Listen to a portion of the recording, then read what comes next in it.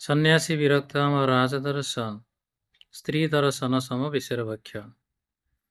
ସନ୍ନ୍ୟାସୀ କୌଣସି ଧନୀ ଲୋକ ବା ବିଷୟୀ ଲୋକଙ୍କ ସହିତ ଘନିଷ୍ଠ ସମ୍ପର୍କ ରଖିବା ଉଚିତ ନୁହେଁ। ଦ୍ୱିତୀୟରେ, କୌଣସି ନାରୀ ସହିତ ସ୍ତ୍ରୀଙ୍କ ସହିତ ନିକଟ ସମ୍ପର୍କ ସେମାନେ ରଖିପାରିବେ ନାହିଁ। ଏଇଟା ତାଙ୍କ ପାଇଁ ନିହାତି, ସେଥିପ୍ରତି ନିହାତି ସତର୍କ ହେବା ଦରକାର। ଯେଉଁମାନେ ନାରୀଙ୍କ ସହିତ ବା ସ୍ତ୍ରୀ ଲୋକଙ୍କ ସହିତ ନିକଟ ସମ୍ପର୍କ ରଖୁଛନ୍ତି, ଯେଉଁ ସନ୍ନ୍ୟାସୀମାନେ, ସେମାନଙ୍କୁ ସନ୍ନ୍ୟାସୀ କୁହାଯିବନି। ସେମାନଙ୍କର ସେବା ଗ୍ରହଣ କରୁଛନ୍ତି, ସେମାନଙ୍କ ସହିତ ସମ୍ପର୍କ ରଖୁଛନ୍ତି, ସେମାନେ ସନ୍ନ୍ୟାସୀ ହେବା ପାଇଁ ଉପଯୁକ୍ତ ନୁହନ୍ତି। ଥରେ ଚୈତନ୍ୟ ମହାପ୍ରଭୁଙ୍କର ଜଣେ ଶିଷ୍ୟ ଥିଲେ ଛୋଟ ହରିଦାସ।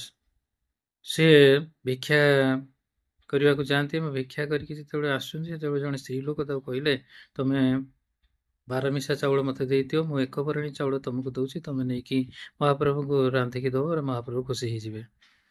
ସେ ସ୍ତ୍ରୀ ଲୋକର କଥାରେ ସେ ଛୋଟ ହରିଦାସ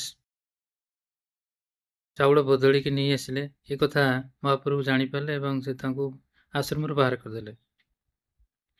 ତାପରେ ସେ ଛୋଟ ହରିଦାସ ସେ କଣ କଲେ ନା, ସମୁଦ୍ରରେ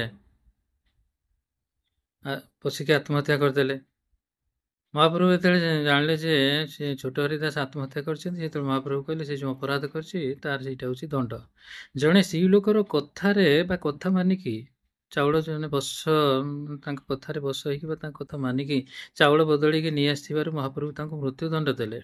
ଯେଉଁ ସନ୍ନ୍ୟାସୀମାନେ ସ୍ତ୍ରୀ ଲୋକଙ୍କ ସହିତ ନିକଟ ସମ୍ପର୍କ ରଖୁଛନ୍ତି, ସେମାନଙ୍କର ସେବା ଗ୍ରହଣ କରୁଛନ୍ତି, ସେମାନଙ୍କ ପାଇଁ ମହାପ୍ରଭୁ କି ପ୍ରକାର ଦଣ୍ଡ ରଖିଛନ୍ତି, ସେଇ ମହାପ୍ରଭୁ ହିଁ ଜାଣନ୍ତି।